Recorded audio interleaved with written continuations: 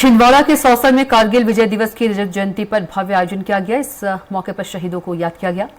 देर रात तक चले आयोजन में सैनिकों का सम्मान किया गया। नगर में रैली निकाली गई। नुक्कड़ नाटक के जरिए शहीदों को याद किया गया।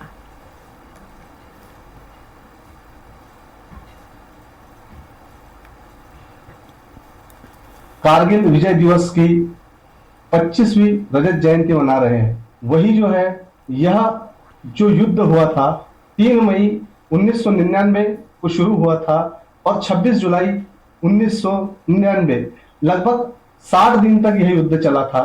और उसके बाद जो है, सेना के अदम्य पराक्रम और सैनिकों के अदम्य साहस के कारण यह युद्ध हम लोग जीत पाए थे। हमारे साथ जो है, इस युद्ध में भाग लेने वाले पोस्ते जी है, जो सौसर क्षेत्र से है। तो हम उनसे जानना चाहेंगे कि किस प्रकार की वहां स्थितियां थी और क्या उस समय हुआ था, क्या हालात थे जी। उस समय हालात बहुत बुरे थे। मतलब हम लोग जो रहते पहाड़ों में, नालों में, नदियों में, और हमारी जो एक्चुअली मैं था बोफोर्स गन के साथ था, जो बोफोर्स गन को रिपेयर करता था। जैसे स्टार्ट नहीं होती थी उसको स्टार्ट कर देना। तो एक हादसा आपको मैं बताना चाहता हूँ कि जैसे ही मैंने एक गन रिपेयर किया, सुबह सुबह का टाइम था, तो मैंने बोला साहब को, साहब मैंने गन ठीक किया, चेक कर लीजिए आप इसको और साइन कर देना फिटनेस पे। तो वो जैसे ही गन के ऊपर चढ़े और मैं उतरा, मैं बोला मैं ब्रेकफास्ट करके आता हूँ, वैसे ही वो गन जो है हवा में उड़ गई। वो जो पाकिस्तान की तरफ से गोला आया था उस समय गन हवा में उड़ गई। वो साहब हमारे जो है बेचारे, उनके हड्डियां तक नसीब में भी देखने को नहीं मिली।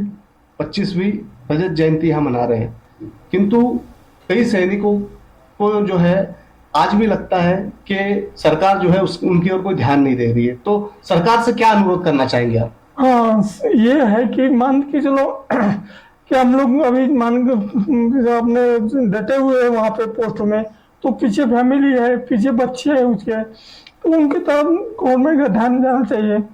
उनको पढ़ाई है, एडमिशन है, इसमें सुविधा होनी चाहिए। बहुत कुछ है लेकिन कुछ मिलता नहीं है, कोई ध्यान नहीं देता। उसके बाद सब भूल जाते हैं। लड़ाई हुई ये मालूम है, कारगिल लड़ाई हुई, लेकिन वो आशा 25 साल हो गए, आज कोई ध्यान नहीं देते। जिनको मालूम है वही सिर्फ।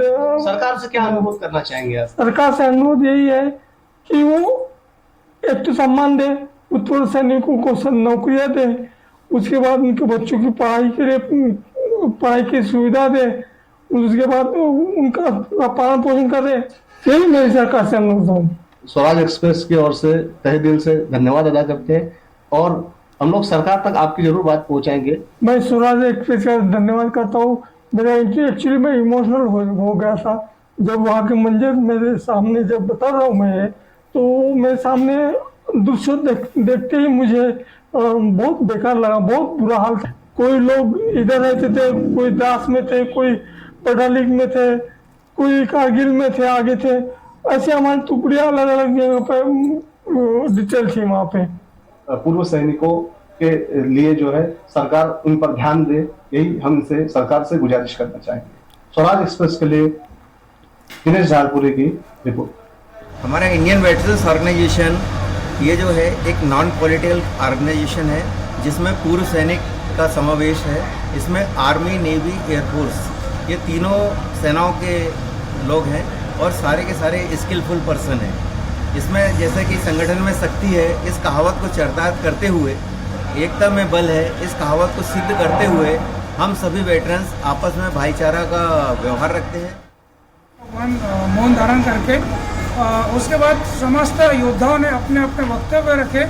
उसके बाद में हमारे ज़िले में लगभग 6 कारगिल योद्धा हैं, जिसमें से हमारे मन से 2 कारगिल योद्धाओं का सम्मानित किया गया। और साथ ही हमारे भारत के अन्य प्रांतों से भी हमारे यहाँ मुख्य अतिथि आए हुए थे।